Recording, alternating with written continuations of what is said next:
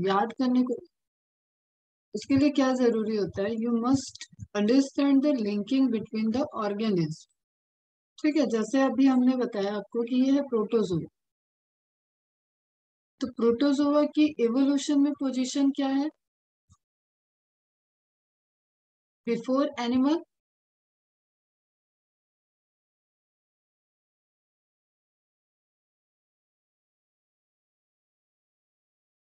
After,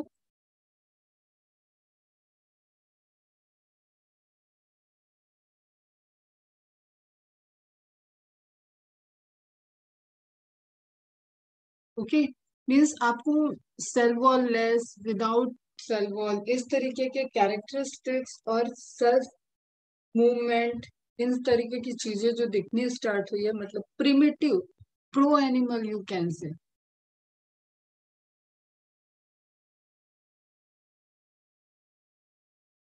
आई बात समझ में बेटा, प्रिमिटिव एनिमल स्टार्ट हो गए वो है प्रोटोजोआ में।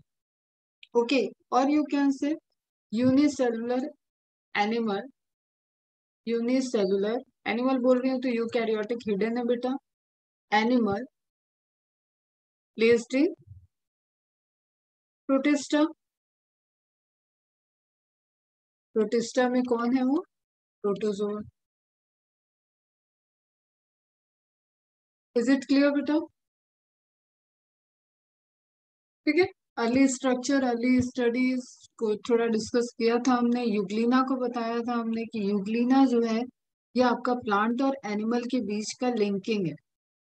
ओके, और जब आप एनिमल किंगडम ऑफ क्लासिफिकेशन पढ़ोगे ना, वहां पे भी कुछ क्लासिफिकेशन में हो सकता है पोरीफेरा के पहले आपको प्रोटोजोआ लिखा हो। देखो बेटा, टैक्सोनॉमी और क्लासिफिकेशन इसकी बहुत डेप्थ है, उस डेप्थ में आपको जाके घूमने जाना है। तो जब जहां जैसा क्वेश्चन मिले उसके अकॉर्डिंग आपको आंसर कर देना है। इफ देयर इज मेंशनिंग कि प्रिमिटिव प्रोटोजोआ एनिमल्स में है, वही स्टेटमेंट आपको दिख रहा है, तो you have to go with this.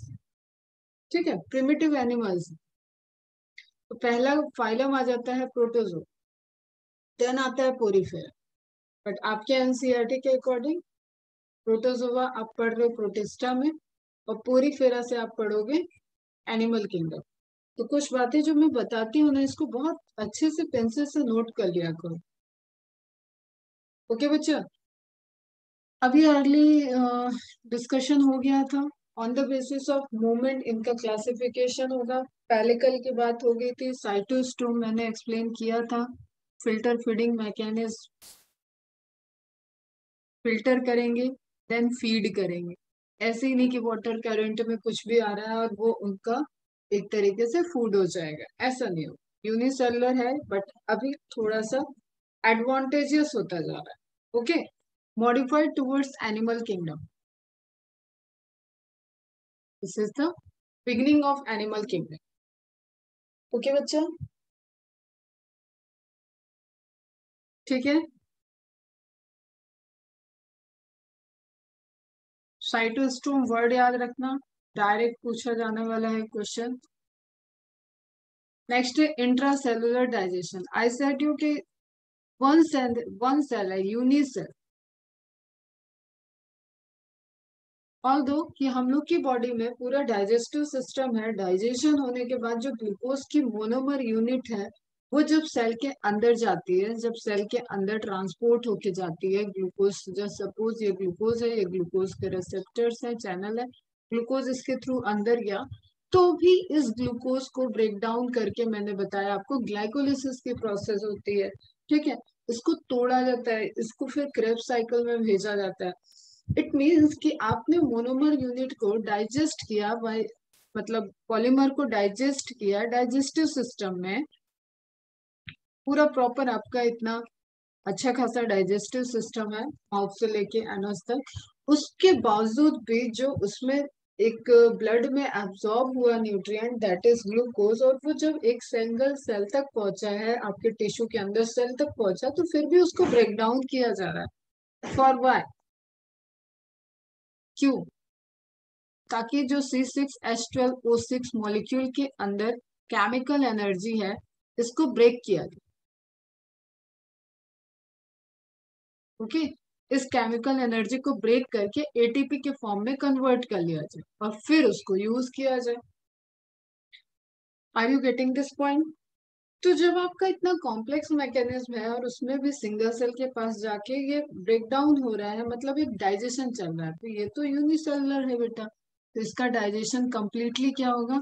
Intracellular, एक सेल के अंदर, without organs, without tissue, it is a single cell, तो digestion is clearly intracellular digestion. Okay, in case of amoeba use pseudopods, pseudo means false, poda means leg, false leg, ठीक है, false appendages to engulf food through phagocytosis. Engulfing of food is known as phagocytosis. Engulfing of liquid material is known as, कौन बताएगा?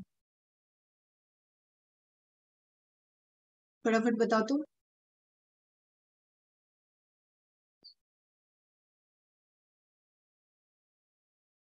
Pinocytosis, very good. Yes, correct. Pinocytosis.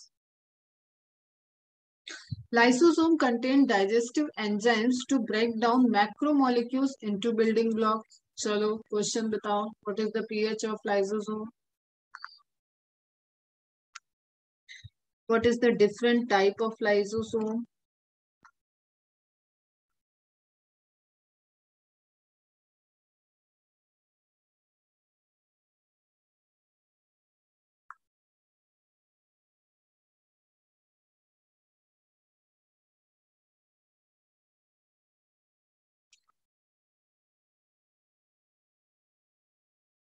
Which type of enzyme present inside the lysosome?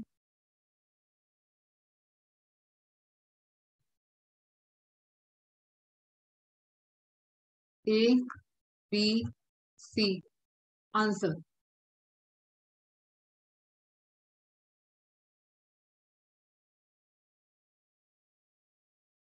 Acidic pH. Okay. Approximately 5. Okay. Enzyme की category, सभी reply करो, सभी reply करो, 2 बार test हो गया cell chapter का।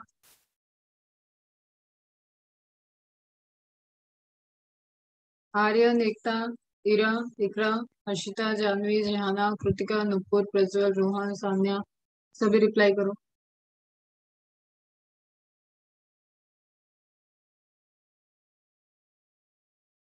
हाइड्रोलिटिक एंजाइम करेक्ट है जेहाना, देखा था मैंने। Acidic pH, okay. चलो, और types of lysosome? Lysosomes are polymorphic और प्लियोमॉर्फिक? पॉलीमॉर्फिक और pleomorphic.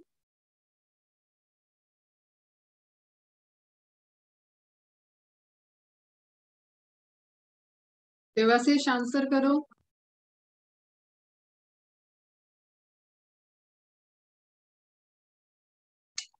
Primary lysosome, secondary, residual and autophagic. Okay good, polymorphic, yes बेटा, correct, correct. Primary, secondary, residual, autophagic. चलो, कौन सा लाइसोसोम फूड वैक्यूल के मिलने से बनता है?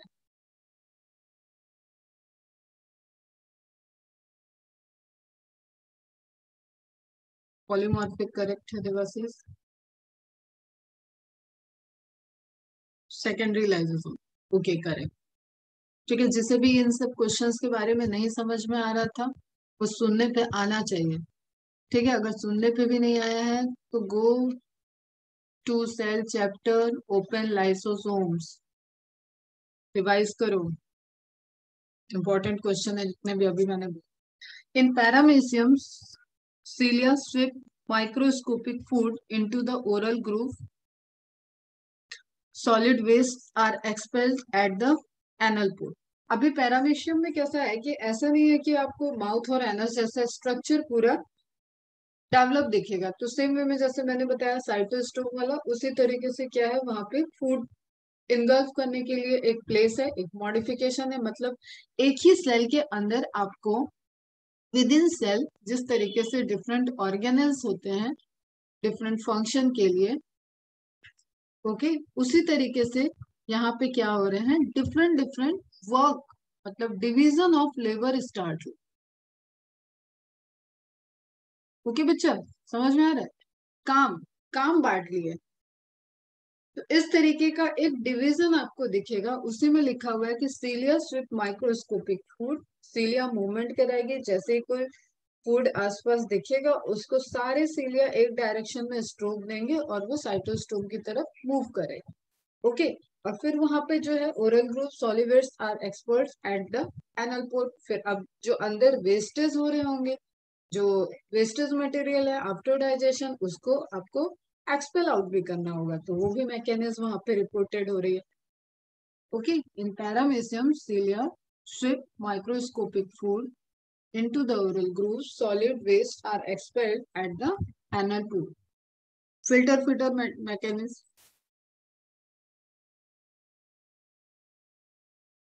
ओके, अब जो इनको डिवीजन दिया गया है ऑन द क्लासिफिकेशन दिया गया on the basis of movement locomotion, you know what is the difference between movement and locomotion? What is the difference between movement and locomotion?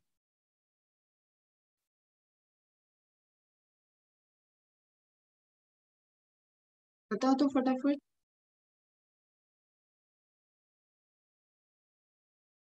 सोचो सोचो, सोच के बताओ कुछ।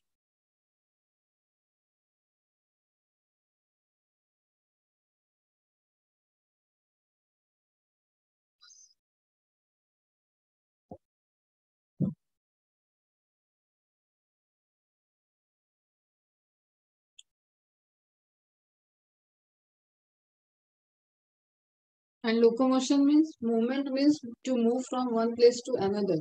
Then locomotion means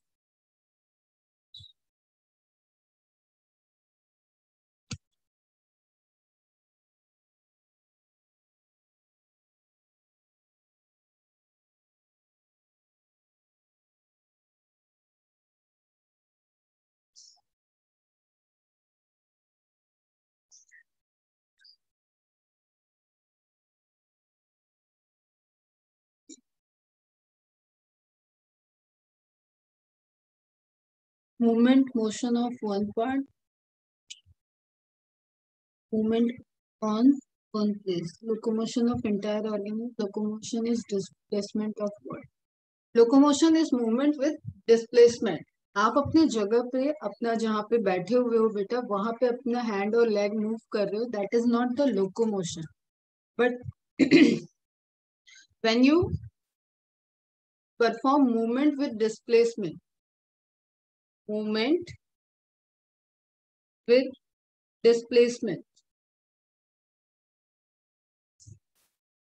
agree? Position, जगह change की, पोजीशन भी change हुआ, जगह भी चेंज हुआ, यहाँ से ए पोजीशन से आप बी पोजीशन पे गए, that is locomotion.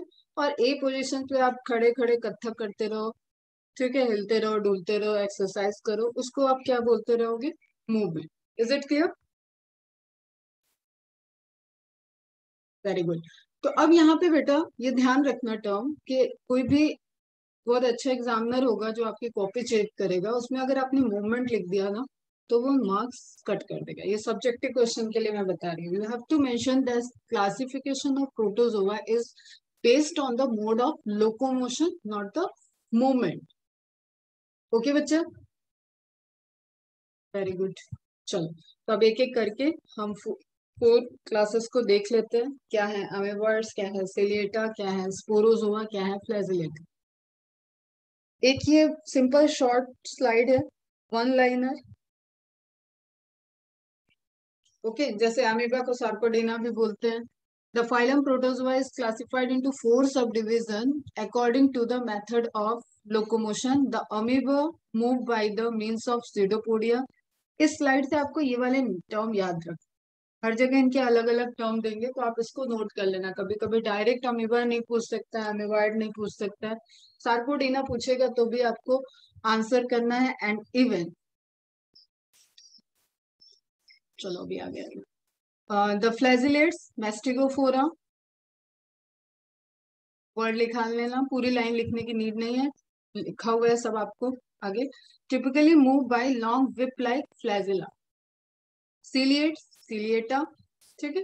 Propelled by, propelled मतलब एक direction, of by rows of cilia that beat with synchronised wave like motion. अब आपको यहाँ पे बैकग्राउंड में यूकैरियोटिक सिलिया फ्लैजिला चलना चाहिए, जो वहां पे कैरेक्टरिस्टिक्स बताई है ना, वही सब यहाँ पे चल रही है। The sporozoans, most important with respect to health and disease, HSD, human health and disease chapter में आपको प्रोटोजोवन डिजीज पढ़नी है, जो मैं बार बार आपको बताती हूँ कि वहां पे कुछ डिजीज पढ़नी है आपको, बैक्टीरियल डिजीज पढ़नी है, प्रोटोजोन, तो उसी में एक सेगमेंट है प्रोटोजोन्स डिजीज, ठीक है। जैसे आपने मलेरिया का नाम सुना होगा, स्लीपिंग सिकनेस सुना होगा, तो इस तरीके की आप जो डिजीज देखते हो ना जिसको प्रोटोजोआ कॉज करते हैं, वो मोस्टली क्या है बेटा, स्पोरोजोआ है। ओके, और स्पोरोजोआ का कैरेक्टरिस्टिक्स क्या है, नो मूवमेंट, नो लोकोमोटरी आवर, न सिलिएटा है, न फ्लैजिला है, न ही इनके पास स्यूडोपोडिया जैसा स्ट्रक्चर है। ओके बच्चों, तो ये तो बिल्कुल शॉर्ट एंड सिंपल रहा। अब थोड़ा सा इसको एक्सप्लोर करते हैं। अब अपनी एनसीईआरटी भी रखना, एनसीईआरटी भी मार्क कर लेना। एक मिनट, एनसीईआरटी,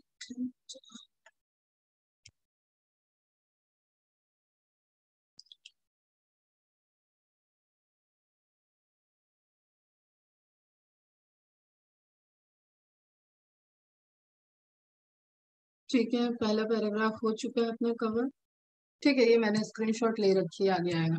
चलो, this organism live in fresh water, question है बेटा, मार्क करो, सी वाटर और मॉइस्ट सॉइल, ठीक है। मतलब अभी देखो ये अर्ली है, ठीक है, प्रिमिटिव एनिमल्स हैं, तो इनका लिविंग स्टाइल क्या होगा, हैबिटेट क्या होगा, aquatic. They love to live near the water और inside the water.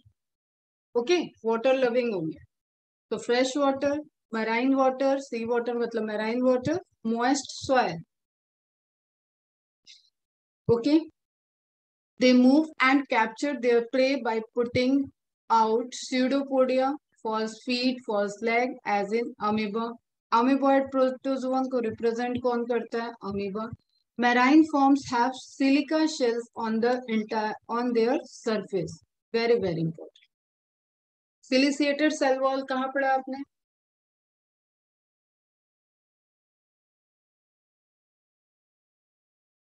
ciliated cell wall,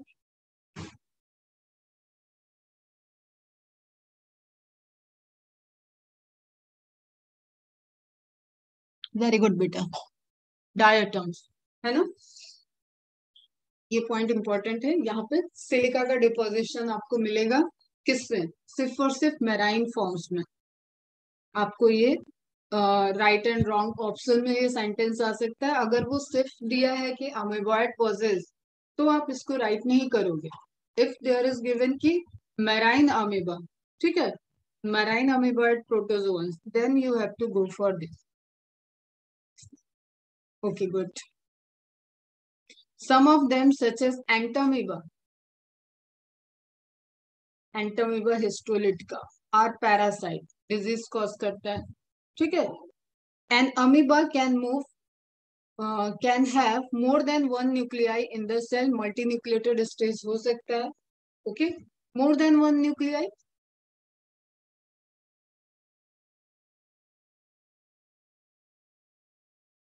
इनका फेवरेट मोड ऑफ डिवीजन जैसे बाइनरी फ्यूजन होता है ना, उसी में एक आपने छोटी क्लास में पढ़ा होगा, मल्टीपल डिवीजन, मल्टीपल फ्यूजन, पढ़ा है क्या,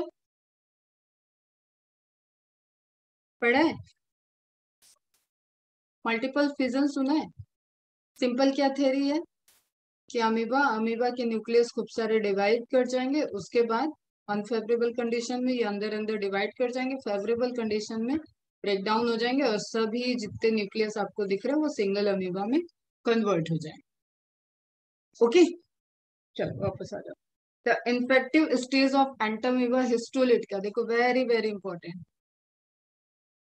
चलो इसको तोड़ देते हैं, तुम्हें हमेशा के लिए डिजीज याद आ जाएगी। Histo means tissue, lytica means lysis, हमारे बॉडी के अंदर ही आता है, फूड वाटर कंटामिनेशन से ये पहुंचेगा। सिस्ट इसका स्टेज होता है, इन्फेक्टिव स्टेज। उसके बाद ये बॉडी के अंदर आएगा तो सिस्ट इसका ग्रो करेगा, डेवलप करेगा, कई सारे इसके फॉर्म्स, मतलब कई सारे इसके नंबर ऑफ अपनी कॉलोनी बढ़ाएगा, और वो फिर बढ़िया टिश्यू को फीड करने लगेगा। टिश्यू को फीड किया तो टिश्यू की लाइसिस हो जाएगी। और कहाँ होता है ये? मोस्टली अपने एलिमेंट्री कैनाल में, गट में होता है। तो entamoeba histolytica in the environment is the cyst. तो ये आपका क्वेश्चन यहाँ पे क्या है बेटा? Infective stage. This is again question from the HSD and protozoa 2। Entamoeba histolytica, ठीक है, ये जीनस है, ये स्पीसीज है।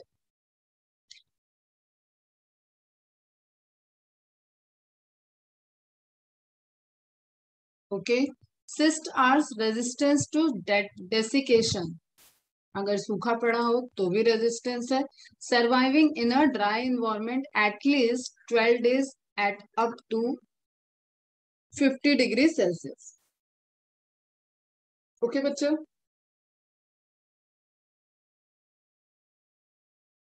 ट्रोफोजोइड्स, ट्रोफोजोइड्स अगेन एक इन्फेक्टिव स्टेज है, इन बिटवीन स्टेज है, बट वो बॉडी के अंदर लाइफ साइकिल में आपको पढ़ना होगा बेटा।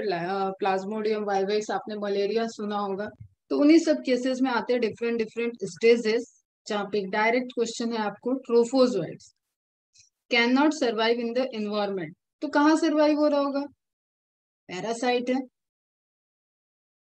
ठीक है, इनसाइड द होस्ट, टिश्यू हटा दो, inside the host. Is it clear? Relate हो रहा है ह्यूमन हेल्थ एंड डिजीज से, इसलिए जैसे भी समझ में नहीं आ रहा है, परेशान होने की नीड नहीं है। पूरी पूरी डिजीज आपको पढ़ना है, मैकेनिज्म पढ़ना है, सिस्ट कब बनता है, क्या फॉर्म आता है, कितना फॉर्म इन्वायरमेंट में रहता है, कौन सा फॉर्म होस्ट के अंदर रहता है, वो सब आपको पढ़ना है। But what I am saying here कि जो आपकी डिजीज है ना बेटा, डिजीज कॉजिंग प्रिमिटिव एनिमल्स हैं प्रोटोजोआ, उसमें सिंपल आपको ये समझना है, इनका कुछ इन्फेक्टिव स्टेज है। इन्फेक्टिव स्टेज के जिस स्टेज में वो बॉडी के अंदर ट्रांसफर कर दे, वो होता है इन्फेक्टिव स्टेज। होस्ट, होस्ट में फिर डिफरेंट टाइप का इसका लाइफ स्पैन चलता है, और ये डिजीज कॉज करेगा। ओके, और उसके बाद वो जिस भी होस्ट के अंदर होगा, उसके फिसेस का फॉर्मेशन होगा, उसके एक्सक्रीटा का फॉर्मेशन होगा, वो एक्सक्रीटा को बाहर एक्सपेल करेगा। उसके एक्सक्रीटा से फिर सिस्ट बाहर आएगा, सिस्ट बाहर आएगा, फिर वो दूसरे फूड और वाटर को कंटामिनेट करेगा, और एक साइकिल चलती रहती है होस्ट एंड एनवायरमेंट के अंदर। ओके, उसी में आपको 2 पॉइंट लिखना है कि सिस्ट रेजिस्टेंस है, सिस्ट इन्वायरमेंटल कंडीशन में रह सकता है, लेकिन ट्रोफोजोइड्स जो होते हैं वो होस्ट के अंदर है। मतलब ट्रोफोजोइड यहाँ है, life span inside the host, and this is cyst. मैंने लगाए हुए लाइफ साइकिल, मैं एक बार आपको दिखाऊंगी, बट यहाँ पे ना आपको ड्रॉ करना है ना समझना है, वो दूसरे चैप्टर का कंटेंट। चलो, अब आपका सबसे फेवरेट ऑर्गेनिज अमीबा, किसी भी तरीके से ड्रॉ कर दो, स्ट्रक्चर बन जाता है, शेड बना दो, न्यूक्लियस, फूड वैक्यूल, ये सब लेबलिंग कर दो। कॉन्ट्रैक्टाइल वैक्यूल, इसकी लेबलिंग इंपॉर्टेंट होती है for the osmo regulation and for the movement, help करता है, मूवमेंट में हेल्प करता है। अब आपको पता है इसके अंदर है प्रोटोप्लाज्म, प्रोटोप्लाज्म है, तो ये मूवमेंट किसकी वजह से आ रहा है? जो अंदर से फोर्स आ रहा है उसकी वजह से स्यूडोपोडिया बाहर की तरफ निकलते हैं, ठीक है, सिंपली ये इनगल्फिंग चल रहा है। स्यूडोपोड्स सराउंडिंग प्रे, इसके बाद ये दोनों आपस में ज्वाइंट हो जाएंगे, ये अंदर हो गया, इंट्रासेलुलर डाइजेशन हो जाएगा। एक्टोप्लाज्म, एंडोप्लाज्म, प्रोटोप्लाज्मिक का पेरीफेरी वाले पार्ट को एक्टोप्लाज्म बोलते हैं, सेंटर वाले पार्ट को एंडोप्लाज्म बोलते हैं। देन न्यूक्लियस दिख रहा है आपको, यूकैरियोटिक है, ऑब्वियसली न्यूक्लियस होगा। फूड वैक्यूल जो इंगल्फ किए हुए हैं, फूड वैक्यूल, ठीक है, लाइसोसोम्स प्रेजेंट होंगे, उसके साथ बाइंड करेंगे। यूकैरियोटिक है, ध्यान देना, इट इज यूकैरियोटिक, तो यूकैरियोटिक के फीचर्स होंगे यहाँ। Endoplasmic flow creating pseudopod and forward movement, ठीक है, क्या आपको दिख रहा है पूरा मैकेनिज्म? फूड है pseudopodia, then digestion, then absorption, then assimilation and egestion. Egestion, ingestion अंदर लेना, इजेशन एक्सक्रीटा को बाहर रिलीज करना। साइंटिफिक टर्म ध्यान दिया करो। Is it clear? Assimilation, utilization, okay, जो भी आपने खाया पिया पचाया उसका यूटिलाइजेशन, बॉडी क्या है यूटिलाइज कर रही, दैट इज एसिमिलेशन।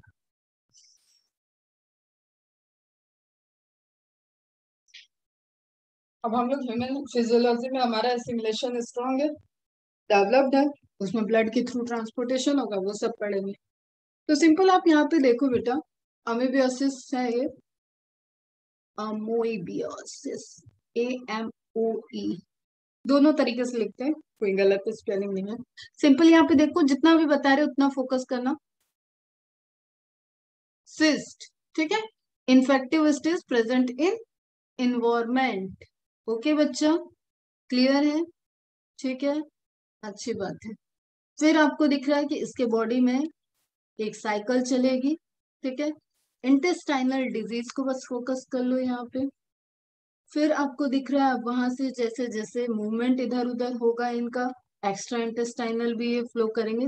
देखो परफोरेशन होता है, एक तरीके से परफोरेशन हो गया, टिश्यू की लाइसिस हो गई, ठीक है, तो परफोरेट कर जाएगा, परफोरेट करा तो ब्लड में चला गया, ब्लड में गया तो फिर तो हमारे बॉडी पर राज हो गया इनका, फिर तो दिक्कत कहाँ है, ठीक है, डिफरेंट डिफरेंट लोकेशन पे जा सकते हैं। तो अभी इन सब कॉम्प्लिकेशन में नहीं जाना है आपको, आप बस इतना समझो बॉडी के अंदर आया, टिश्यू की लाइसिस किया, और फिर उस स्टेज में सिम्टम्स दिखेंगे, सिम्टम्स देखेंगे तो एक ही होता है इन्फेक्टिव स्टेज जिसमें ट्रांसफर होता है, उसका मल्टीप्लिकेशन होता है, ग्रोथ होता है, पर्टिकुलर ऑर्गेनिज्म ग्रोथ करता है।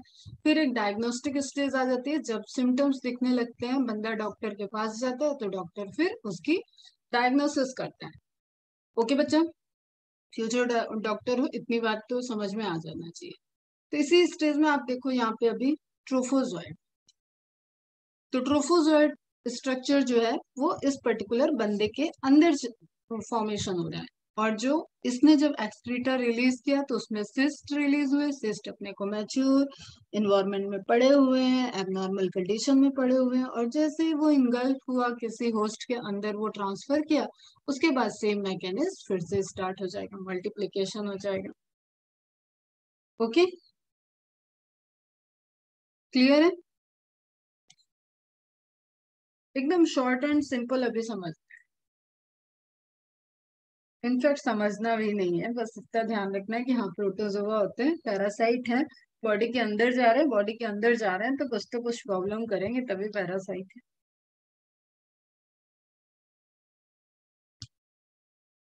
कुछ पूछना है?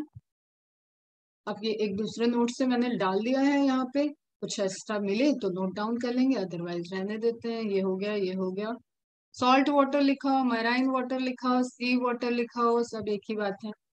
They move with the help of pseudopodia. Other members of this groups of Entamoeba histolytica, Entamoeba gingivalis. Gingivalis भी नोट कर लेना, that causes various digestive and oral disease when engulfed through the polluted water. Okay okay, बस इसका नाम note कर लेना, Entamoeba histolytica के साथ एक एडिशनल नाम एंटामीबा जिंजिवालिस। नाउ नेक्स्ट आता है फ्लैजिलेटेड प्रोटोजोआ। मूवमेंट पहले में क्या हुआ बेटा, सीडोपोडिया से हुआ, दूसरे में क्या होगा, flagellated.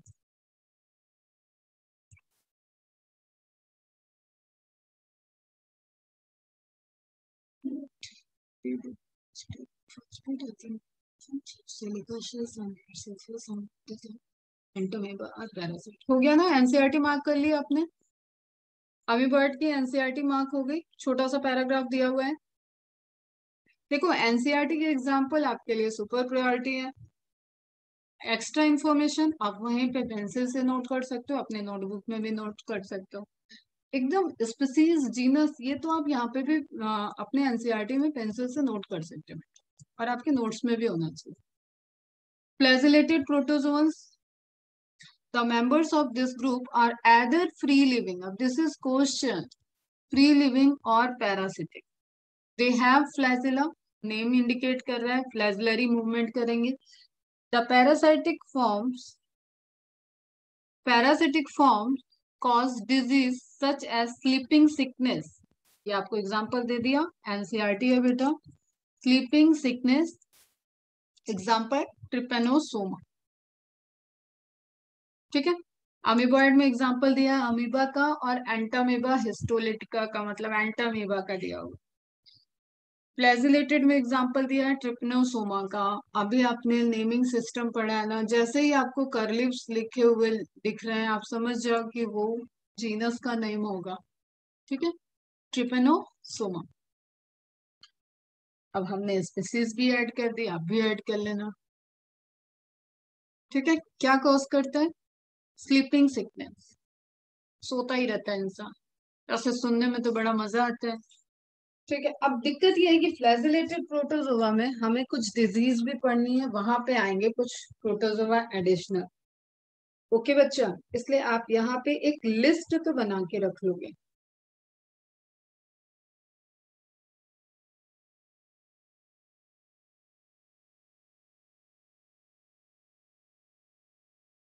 Okay, they are either free living और parasitic in nature, chief members are, देखो लिखा हुआ है ना चीफ, इनको भूल नहीं सकते हो तो, बहुत इंपॉर्टेंट है बेटा, प्रोटोजोआ के एग्जांपल्स वेरी वेरी इंपॉर्टेंट।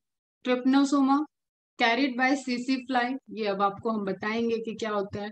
एक तो यहाँ पे बस मैं हल्का सा बता देती हूँ, अगर किसी ऑर्गेन इसके बाहरी सरफेस से, जैसे विंग्स हो गए, पैर हो गए उसके, ठीक है, उसके थ्रू, जैसे मक्खी बैठी खाने पे और वो जाके दूसरी जगह आपके फूड पे बैठ गई, पहले इन्फेक्टेड स्टेज कहीं एक्सक्रीटा वगैरह पे बैठ के आई इन्वायरमेंट में, और फिर आपके फूड पे बैठ गई, तो वो वहां से सिस्ट को लेके आपके फूड पे ट्रांसफर कर दी, that is the way of mechanical vector, ठीक है, मैकेनिकल ट्रांसफर किया। तो सीसी फ्लाई एक तरीके की फ्लाई है जो कि इसको मूव कराती है, ठीक है। अभी कोई अंदर है, ठीक है, जैसे आप मलेरिया का केस देखो, तो वहां पे जो फीमेल एनाफिलीज मच्छर होती है उसके बॉडी के अंदर एक लाइफ साइकिल चलती है, ठीक है, तो वो वेक्टर हो जाता है, मैकेनिकल वेक्टर नहीं होता, उसके अंदर उसका लाइफ का कुछ पार्ट चल रहा है, वो सिर्फ ऐसे कैरी नहीं किया, तो वेक्टर। चलो, नहीं समझ में आती इन सब बातों को अभी इग्नोर ही मारो पूरी तरीके से।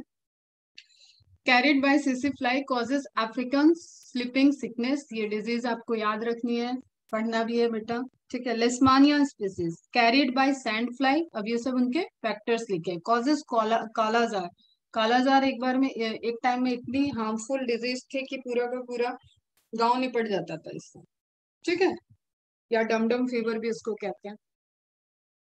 डिजीज विजीज के नाम से बिल्कुल घबराना नहीं है, इन्हीं सबसे तो डील करना आगे जाके। 10 डिजीज के नाम भी आए तो भी कोई बात नहीं, आपको ये सब अभी ऐसे याद नहीं होगी, और नहीं बहुत ज्यादा याद करने की कोशिश करना है, बस क्या करना है कि आपको लिख के रखना है, एग्जाम के 10 दिन पहले 2 बार इसको रिवाइज करना है, आपका काम हो जाता है। आगे तो फिर जाके आपको इतना केमिकल कंपोनेंट डिजीज सब वही सब करना ही है, तब आपको ये याद हो जाएगी। अभी भी कोशिश करोगे, 2-4 बार पढ़ोगे तो याद रहेगा। जियार्डिया, नेम से ही है जियार्डियोसिस। ट्राइकोमोनास वेस्नेलिस कॉज ल्यूकोरिया, ये इंपॉर्टेंट है बेटा, फ्लैजिलेटेड प्रोटोजोन्स के ये नाम आपको कैसा होता है ना, मैच द कॉलम वगैरह क्वेश्चन सॉल्व करने में हेल्प करता है। ऑल्दो आई सेड कि पहली प्रायोरिटी एनसीईआरटी के एग्जाम्पल है, तो एनसीईआरटी के एग्जाम्पल को तो याद करने में क्या करना है, ट्रिप्नोसोमा ही लिखा है ना, स्पीसीज का नाम लिखा है ना, कुछ याद हो गया आपको flagellated, but you should know this. Okay, clear.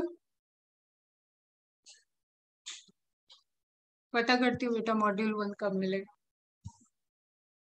देखो आप इसकी भी लाइफ साइकिल आपको दिख रही है। ठीक है, अभी ये सब करना नहीं है आपको कवर।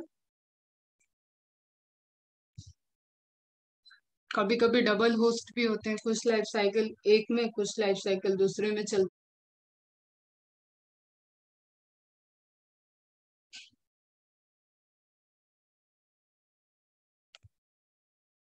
दो कवर हो गए, एक अमीबॉइड हो गया, दूसरा flagellated, third one is ciliated.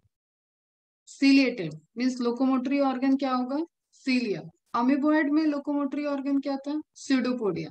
ठीक है, फ्लैजिलेटा में फ्लैजिला, सीलिएटर में सीलिएटेड, सीलिया।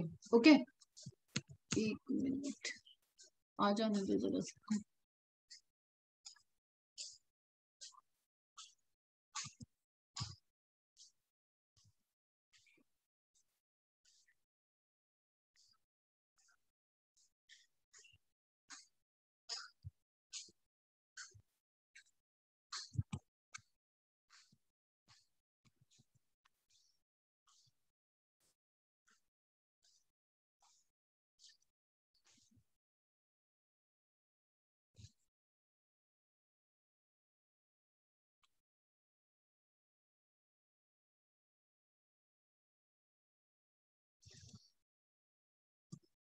चलो, तो दीज आर एक्वेटिक कैरेक्टरिस्टिक्स आ गया। हैबिटेट से स्टार्ट करते हैं अपन हमेशा, कि वो रहते कहाँ।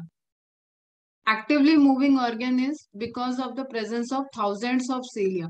सीलिया के नंबर्स ज्यादा होते हैं, न्यूमरस सीलिया होते हैं। फ्लैजिला सीलिया में डिफरेंस है कि फ्लैजिला लेसन नंबर होते हैं, 1 2 3, इस तरीके से बहुत काउंटेड नंबर में फ्लैजिला प्रेजेंट होते हैं। बट न्यूमरस मतलब कई सारे हों, अनगिनत चारों तरफ हों, that is cilia. Presence of thousands of cilia. They have a cavity, important point है गलेट। एनसीईआरटी का पॉइंट है बेटा, मार्क कर लेना। They have a cavity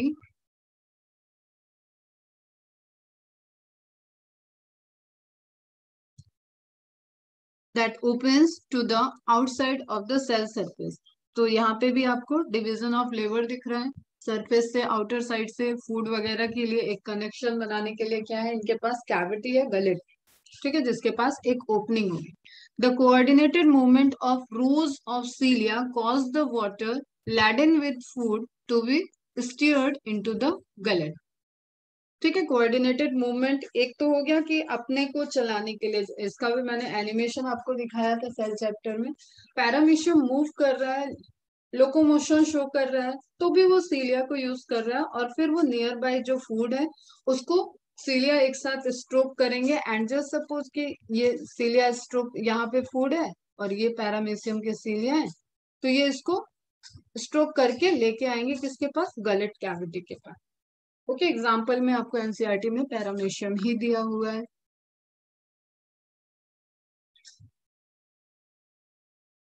कभी कभी फ्लैजिलेटा में यूग्लिना को भी काउंट करते हैं, तो ध्यान रखना। यूग्लिना जिस तरीके से आपको कनेक्टिंग लिंक दिखा ना, यूग्लिनाइड में पढ़ लिया आपने, कनेक्टिंग लिंक है प्लांट और एनिमल में, उस तरीके से उसको कभी कभी एनिमल्स में भी काउंट करते हैं, प्रोटोजोआ में, फ्लैजिलेटा में, क्योंकि फ्लैजिला है उसका लोकोमोटरी ऑर्गन क्या है, फ्लैजिला। Now focus. ठीक है, फोकस करना। पेलिकल आपको क्लियर है। ठीक है, ओरल ग्रूव्स आपको दिख रहे हैं, मतलब ये वो प्लेस है जहाँ पे सीलियरी मूवमेंट करके ये फिल्टर फीडिंग करके इसको इनगल्फ कराएंगे। ओके, इसी को बोल रहा है आगे जहाँ पे इनगल्फ होगा, दैट इज साइटोस्टोम। ओके, फिर आपको एनल पोर दिख रहा है, साइटोप्रोक्ट। दो वर्ड लिख लेना यहाँ पे, साइटोस्टोम, साइटोप्रोक्ट।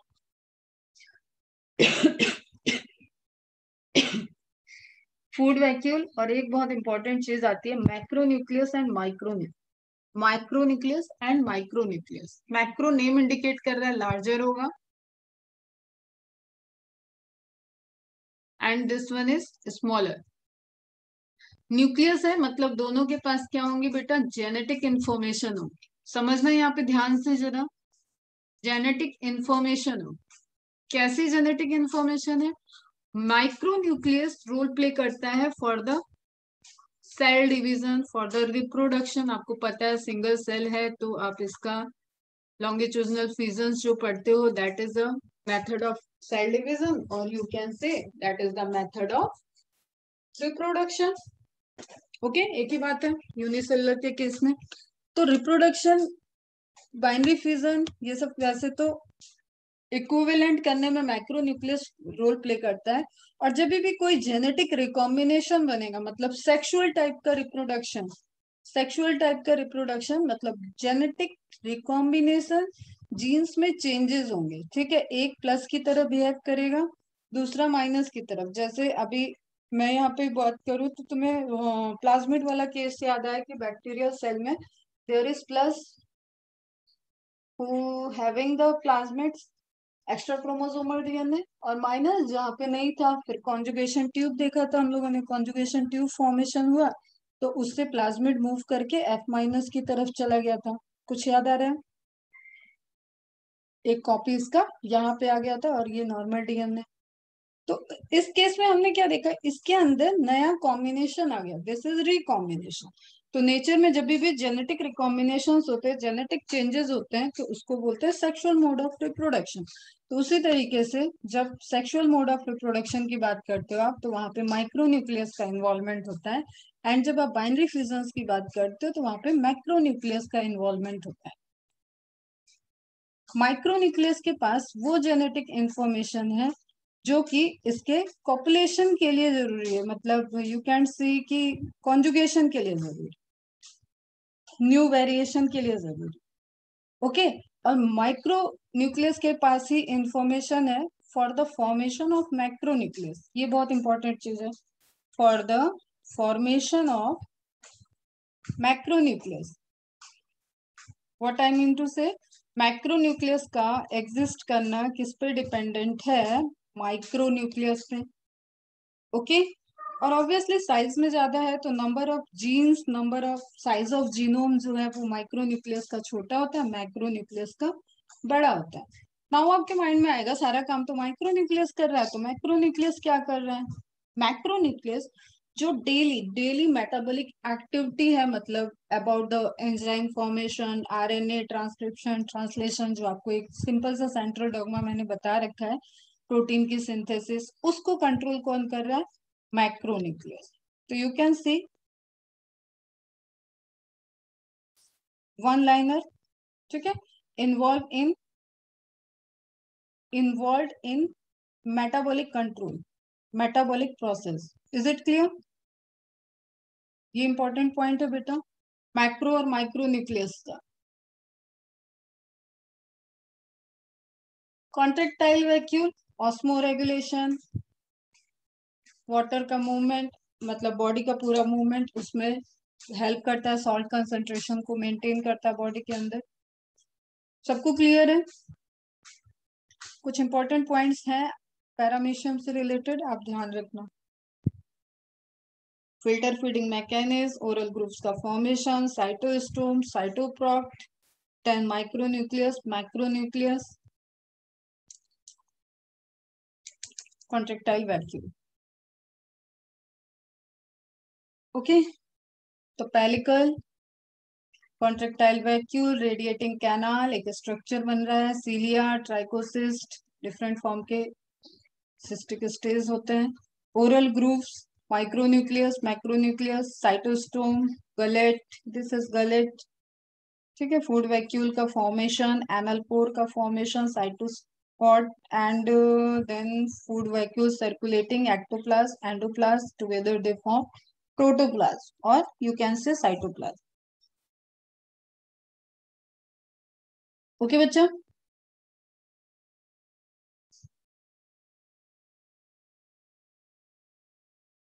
ट्राइकोम वर्ड को हम लोग लेते हैं, ट्राइकोम वर्ड को लेते हैं हम लोग कोई उभार बाहर की तरफ, प्लाज्मा मेम्ब्रेन से बाहर अंदर की तरफ जब उभार रहते हैं बाहर की तरफ, तो हम उसको क्या बोलते हैं? ट्राइकोम। तो सीलिया जब आपको दिख रहा है तो एक आपको धसा हुआ सा पार्ट दिखता है, हार्ड पार्ट दिखता है, सिस्टिक पार्ट दिखता है, that is known as trichocyst. Is it clear? They are aquatic and move actively due to the presence of cilia. They show nuclear dimorphism, macro and micronucleus. Important point है बेटा. Example paramecium macronucleus. हाँ, एक term और याद रखो, जो vegetative मतलब reproductive role नहीं प्ले कर रहा है उसको आप क्या बोल सकते हो, वेजिटेटिव न्यूक्लियस. मतलब एंजाइम का फॉर्मेशन कर रहा है, पूरी एंजाइमेटिक कंट्रोल मैकेनिज्म को देख रहा है, ठीक है, इंस्ट्रक्शंस दे रहा है, एमआरएनए की कॉपीज बना रहा है, टीआरएनए बनवा रहा है, आरआरएनए बना रहा है, राइबोसोम्स बनवा रहा है, ठीक है, वो सारा क्या हो गया आपका वेजिटेटिव न्यूक्लियस. मैक्रोन्यूक्लियस जो काम ज्यादा उसकी साइज ज्यादा, control metabolic activity and growth. And micronucleus reproductive nucleus हो गया, कंट्रोल रिप्रोडक्शन. देखो बेटा यहाँ पे कंफ्यूजन हो जाएगा थोड़ा. कंट्रोल रिप्रोडक्शन में बस सेक्सुअल वाला. जब आप बाइनरी फ्यूजन की बात करते हो मतलब equal division of the cell that takes place by the under the control of macronucleus. Okay बच्चा, बोलो हाँ या ना.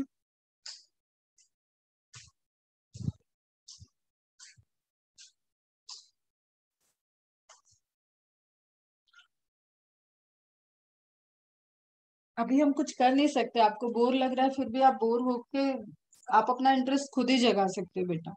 ये सब इंफॉर्मेशन है, जब तक आप ह्यूमन फिजियोलॉजी पे नहीं आते हो आपको पढ़ना ही है सब चीजें. तो आप इंटरेस्ट के साथ पढ़ोगे तो आपको याद रहेंगी. बोर हो रहे हो कि ये सब क्या है कब तक चलेगा, तो फिर इसका तो अभी कोई अंत नहीं है, 2 महीने चलेंगे, अभी तो प्लांट आएगा तो और बोर लगेगा. Now last one is sporozoans. This includes diverse organism. सबसे ज्यादा डाइवर्सिटी है, वैरायटी है, डिजीज कॉजिंग है. बाकी में भी देखा आपने डिजीज कॉजिंग है, लेकिन ये खतरनाक वाली फैटल डिजीज कॉज करने वाली स्पीसीज सभी आपकी कहाँ है, स्पोरोजोन्स में. That have an infectious spore like stage in their life cycle. अब ये आपका क्वेश्चन है. इन्फेक्शियस स्पोर लाइक स्टेज मतलब इसका स्पोर कैसा होगा, इन्फेक्शियस होगा. अगेन एनसीईआरटी की लाइन है, मार्क कर लो. The most notorious is plasmodium. ध्यान रखना क्वेश्चन को सॉल्व करते हुए, if there is plasmodium in italics cursive plasmodium लिखा हुआ है, वो किसके बारे में पूछेगा, plasmodium vivax which is a, plasmodium की कोई भी स्पीसीज हो सकती है, मतलब प्लाज्मोडियम के बारे में पूछेगा विच is a protozoa genus. Okay, and when it said Plasmodium without italics, तो आपको ध्यान में रखना है वो किसके बारे में पूछ रहा है. कहाँ बताया है मैंने प्लाज्मोडियम वर्ड, याद आया कुछ. तो बायोलॉजिकल क्लासिफिकेशन में आपको 2 जगह प्लाज्मोडियम टर्म आए हैं, ध्यान रखना. एक प्लाज्मोडियम जीनस है, एक प्लाज्मोडियम कॉलोनियल स्ट्रक्चर है. The most notorious is Plasmodium malarial parasite which causes malaria, a disease which has a staggering effect on the human population. हर साल अभी देखो आप कोरोना के टाइम में भी आपने देखा होगा हाइड्रोक्सीक्लोरोक्विन का सप्लाई इंडिया कर रहा था. ठीक है, स्टार्टिंग में जब पता नहीं था कि किस किस तरीके की मेडिसिन क्या काम करेगी, तो बहुत टाइम चला था कि हाइड्रोक्सीक्लोरोक्विन उसमें अफेक्टिव हो रही है. तो ड्रग इसके सबसे मेजर फॉर्मेशन का रोल रोल कौन अदा करता है, इंडिया अदा कर. इंडिया में सबसे ज्यादा अमाउंट में ड्रग बनती है, किस चीज की ड्रग है, मलेरिया की ड्रग है. सबसे ज्यादा जैसे डेटा बीच में आ रहे थे, लोग बोलते थे कितने लोग कोरोना से मर रहे हैं, बाकी बीमारियां कहाँ चलेंगी. तो मलेरिया एक ऐसी डिजीज है जिससे अपने देश में कंट्री में हर साल बहुत ही लाखों लोग मर जाते हैं. ओके, मलेरिया डिजीज आपको पढ़ना है ह्यूमन हेल्थ एंड डिजीज में. स्पीसीज एक दे दिया यहाँ पे, प्लाज्मोडियम वाइवेक्स.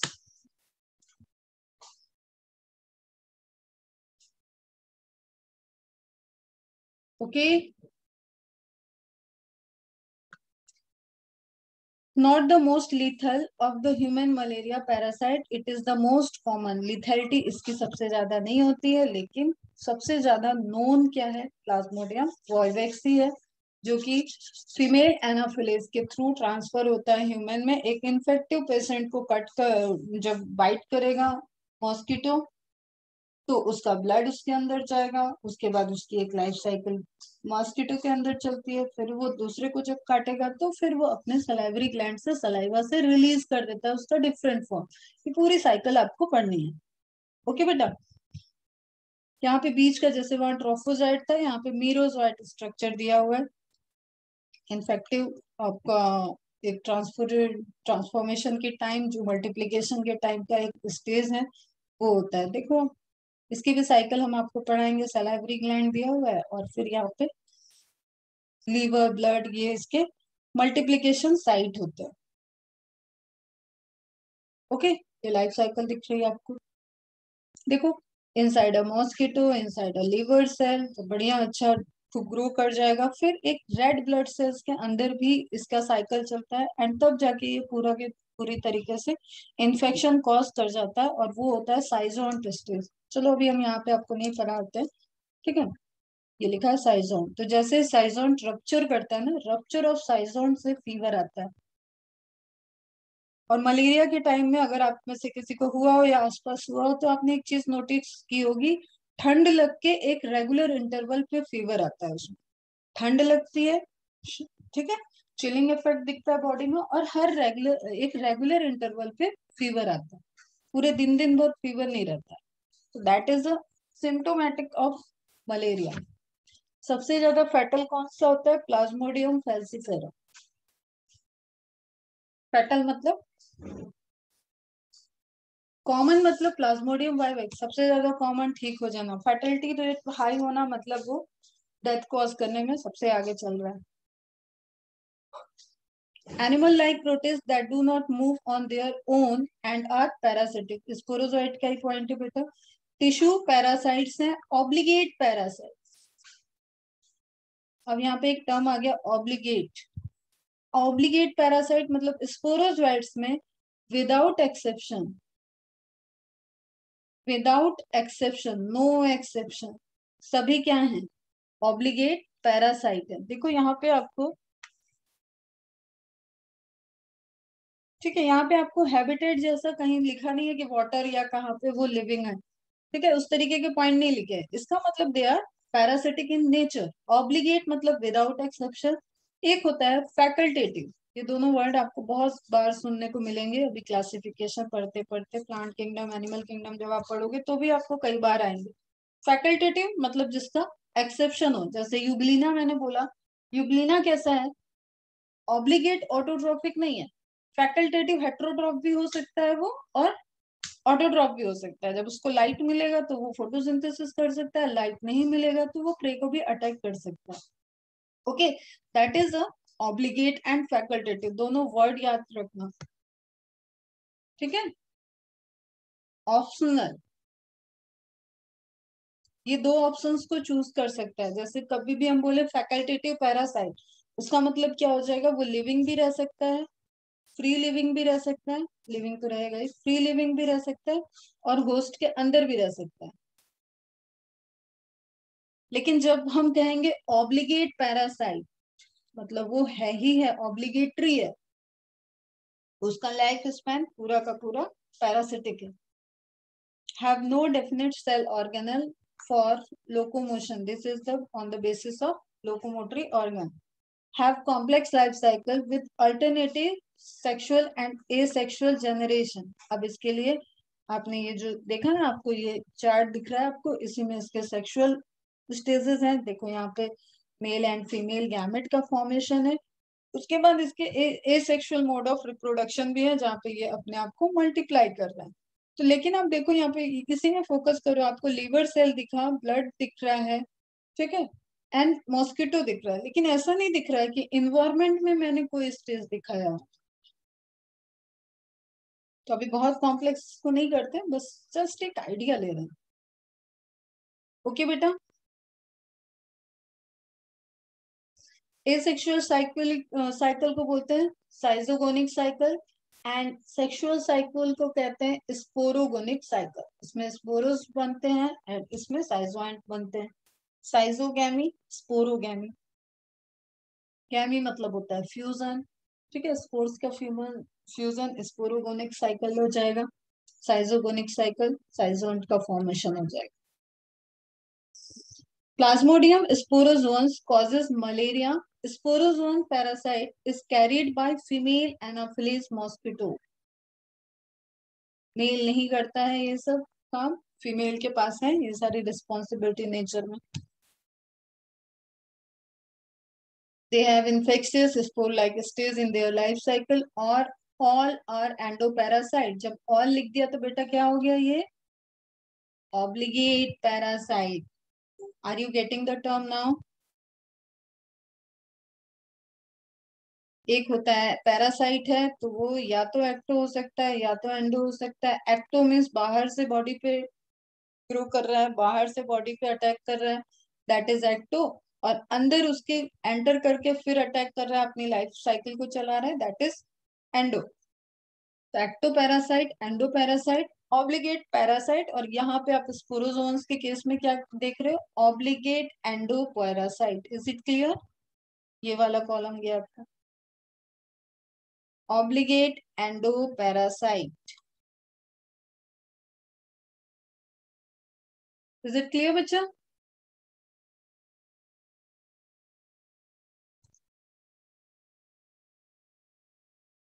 रिप्लाई करो फास्ट।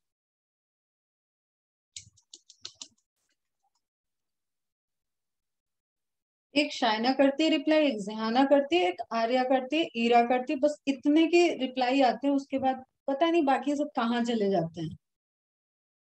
चलो तुम लोग की भी मौजे चल रही है, बायो का ही लेक्चर ऑफलाइन नहीं हो रहा है, बढ़िया है। ठीक है, अब ये एक चार्ट आपको वहां पे देंगे हम HSD में, तब आप ध्यान रखना। Falciparum, vivax, malaria ovale, these are the species of plasmodium। ठीक है, फेल्सीफेरम में आप देखो various serious, it can cause death if not treated quickly and effectively, तो मोस्ट फेटल है।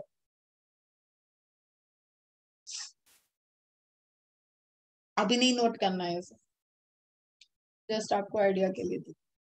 तो सिलिएटेड प्रोटोजोन्स हो गया, स्पोरोजोन्स हो गया, ये सब हो गया कंप्लीट आपका। एनसीईआरटी के पॉइंट है, हो गया कंप्लीट। ठीक है, अब हम कुछ एक्स्ट्रा देख रहे हैं और कुछ क्या पॉइंट मिल सकता है अपने को। ए सेलुलर या सिंगल सेल है तो we can say acellular है।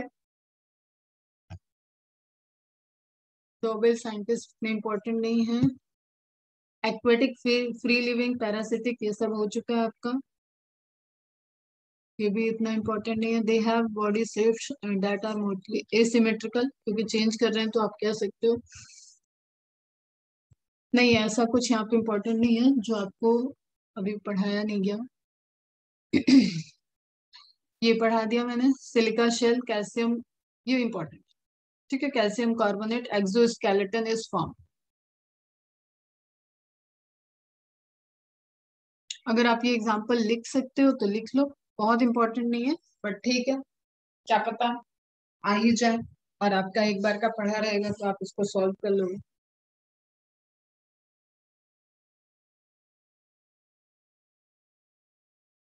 Finger like, whip like, hairy, ये सब ठीक है। एब्सेंट इन स्पोरोजोन्स, पैरासाइट, कोई भी लोकोमोशन नहीं होगा।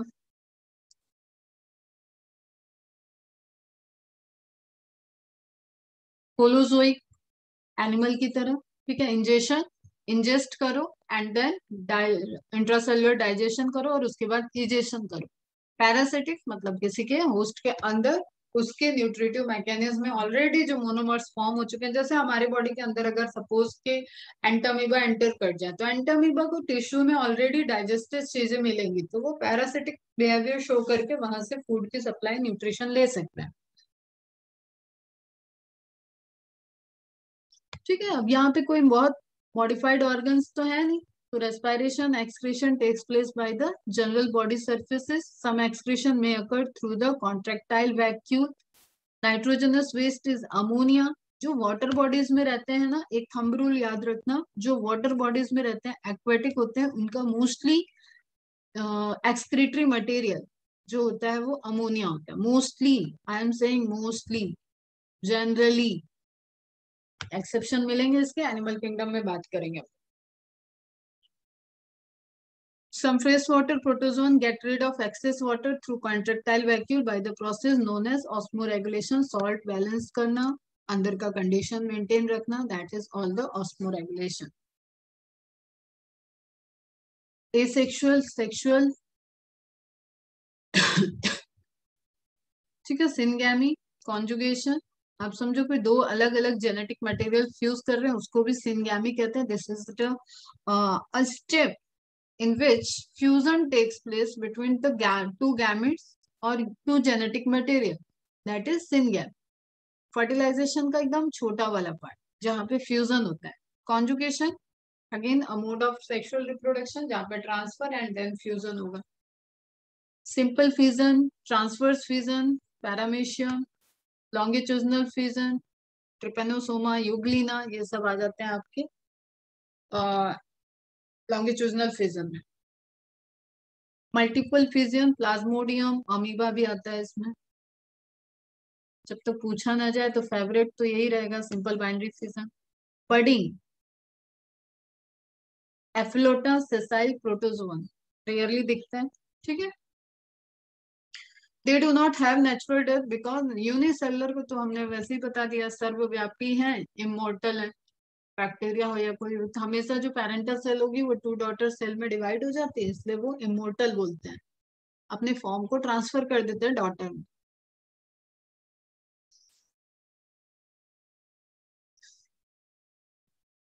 ट्रोफोजोइट्स of Entamoeba histolytica, inside the living host formation होता है ट्रोफोजोइट का. आउटसाइड सिस्ट रहता है, सिस्टिक फॉर्मेशन रहता है. अमीबा दिख रहा है. बेसिक स्ट्रक्चर आपको ध्यान रखना है. पैरामीशियम दिख रहा है. इसका आप ले लो एक स्क्रीनशॉट, इसको आराम से इत्मीनान से पढ़ते रहो. कुछ ना समझ में आए तो कल पूछ लेना. टेक द स्क्रीनशॉट बेटा. Is it visible? देखो मैं ये टर्म बता रही थी तुम्हें, सार्कोडिना याद रखना है, राइजोपोडा याद रखना है. दिस इज, अब इसमें तुम बोलोगे कि मैम अमीबॉइड कहाँ गया, दिस इज अमीबॉइड, यही अमीबॉइड. हायर में पढ़ोगे तो ये इजी इजी टर्म्स छूटते जाते हैं बेटा. ओके बच्चा, स्क्रीनशॉट ले लेना इसका. प्रिंट आउट निकल जाए तो ज्यादा अच्छा रहेगा. एक पूरा आपका प्रोटोजोआ का चार्ट आपके पास पहुंच जाएगा और अच्छे से मेंटेन रहेगा. मॉड्यूल आ जाएगी, मॉड्यूल में भी दिया हुआ है. अभी बस आप पढ़ने के लिए रखे रहो अपने पास. तो सिंपली हैबिटेट से लेके इनके कैसे मूवमेंट होता है, किस तरीके के कुछ स्पेशल पॉइंट, कुछ स्पेशल डिजीज, कुछ स्पेशल एग्जांपल, उसको यहाँ पे समराइज किया गया है. देखो यहाँ पे एक इंपॉर्टेंट देखना, all are endoparasite and pathogenic. Again I repeat, obligative parasite, host के अंदर ही रहेंगे, ऑल विदाउट एक्सेप्शन.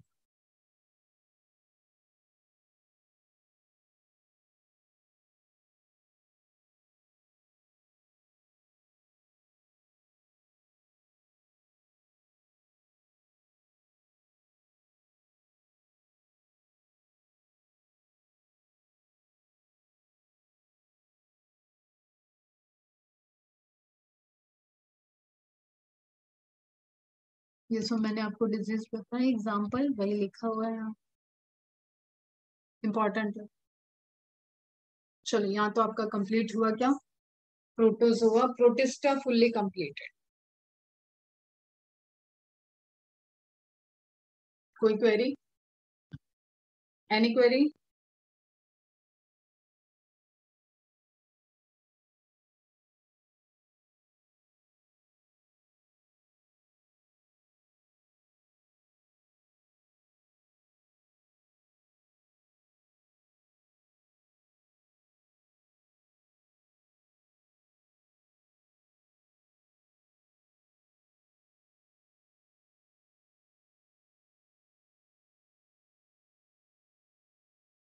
ठीक है, एक बार रीड करना, फिर भी कुछ लगे क्वेरी है तो कल पूछ लेना.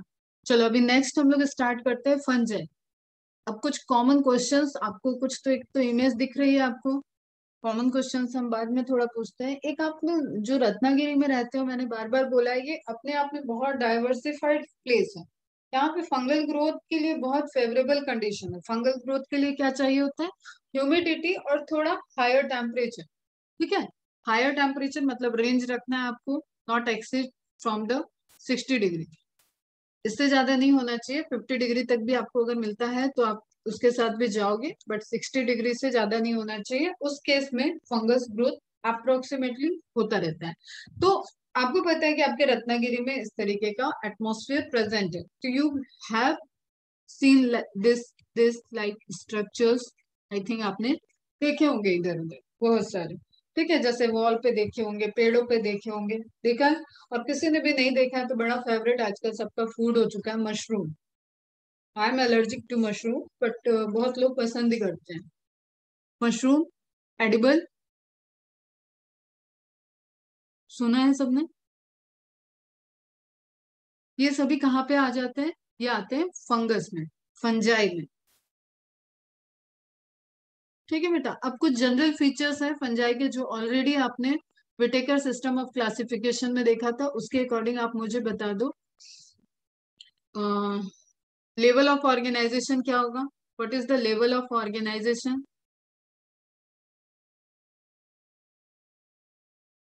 सेल वॉल प्रेजेंट होगी या नहीं होगी? होगी तो किस चीज की बनी होगी?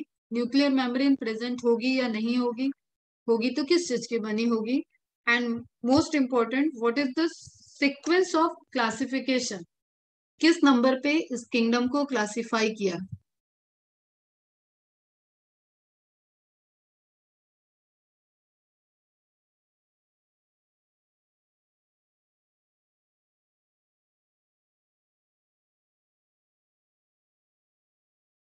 चलो आंसर दो fast.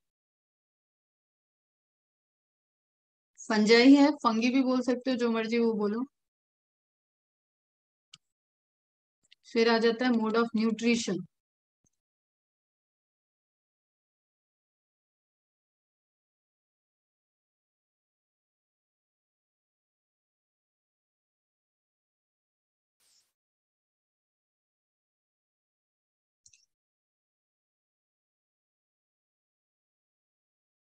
Cell wall present made up of chitin, okay.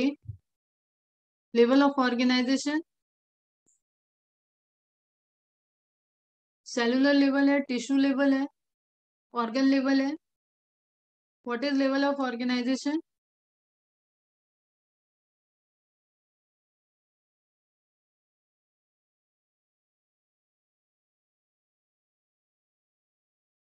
Tissue level होगा बेटा। लूज टिश्यू, लूज, लूज में पढ़ा था ना अपन ने। फिर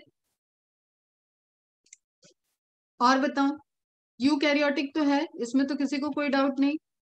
यूकैरियोटिक यूनिसेलुलर है, ये यूकैरियोटिक मल्टीसेलुलर होगा। कैसा होगा? Chitinous cell wall, correct. Chitin का बना हुआ सेल वॉल है, यस बेटा, एग्री। यूकैरियोटिक यूनिसेलुलर और यूकैरियोटिक मल्टीसेलुलर। यूकैरियोटिक मल्टीसेलुलर बेटा, यूनिसेलुलर तो गया प्रोटिस्टा में, तो मल्टीसेलुलर, यस बेटा, करेक्ट। एंड देन और बताओ। सेल वॉल बता दिया। न्यूक्लियर मेम्ब्रेन प्रेजेंट होगा या नहीं होगा?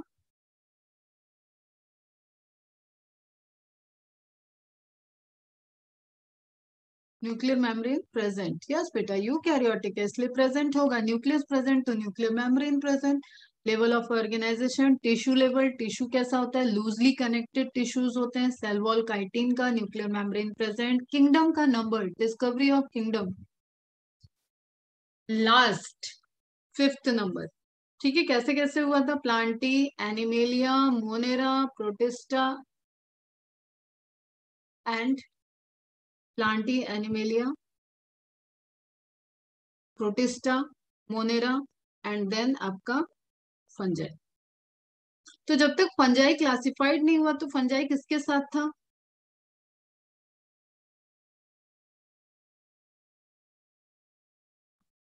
फोर्थ किंगडम क्लासिफिकेशन के बाद जब फंजाई क्लासिफाई हुआ, तब तक फंजाई कहाँ था?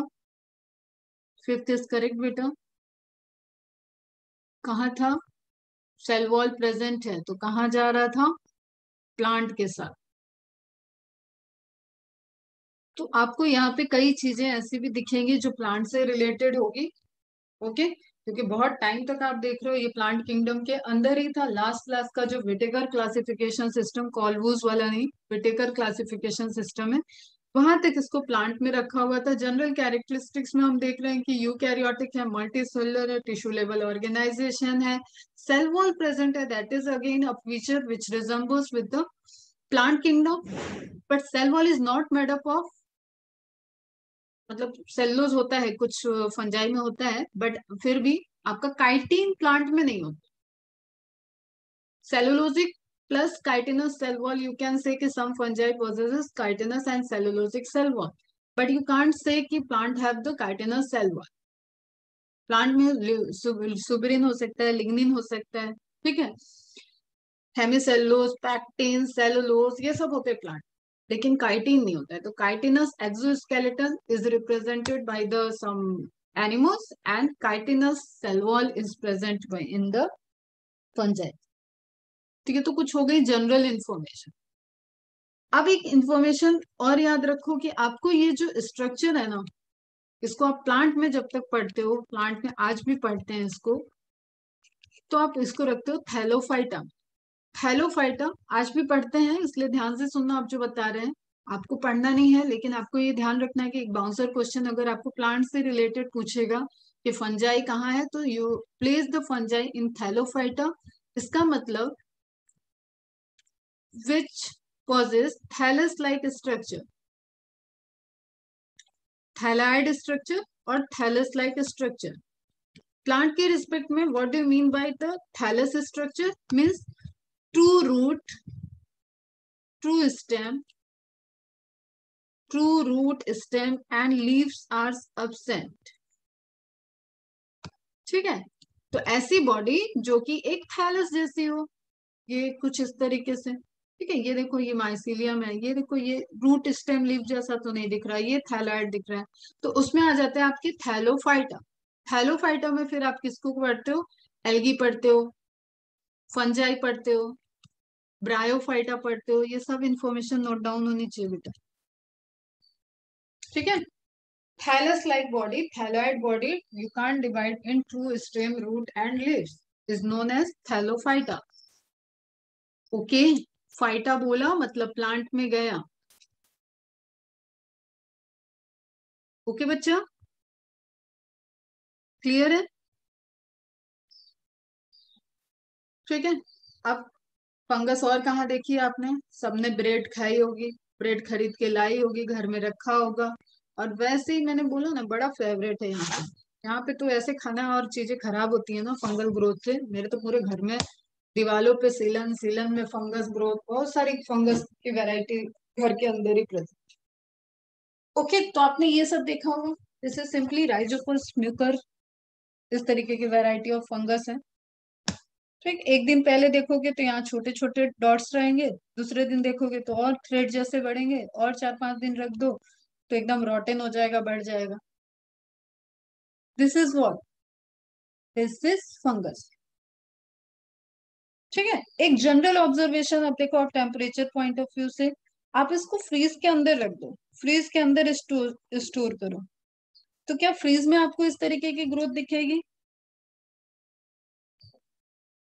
रेयरली, बहुत रेयरली, बहुत दिनों के बाद, बट नॉर्मली नहीं दिखती है। ठीक है, तो दे आर टेम्परेचर रेजिस्टेंस। ठीक है, क्यों? क्योंकि हमने न्यूट्रिशन में पढ़ा है कि ये बाहर के साइड में एब्जॉर्प्टिव मोड ऑफ न्यूट्रिशन करते हैं, मतलब एंजाइम को रिलीज करेंगे, डाइजेस्ट करेंगे, एंड देन उसको न्यूट्रिटिव वैल्यू जो रहेगी उसको एब्जॉर्ब कर लेंगे। तो ये तो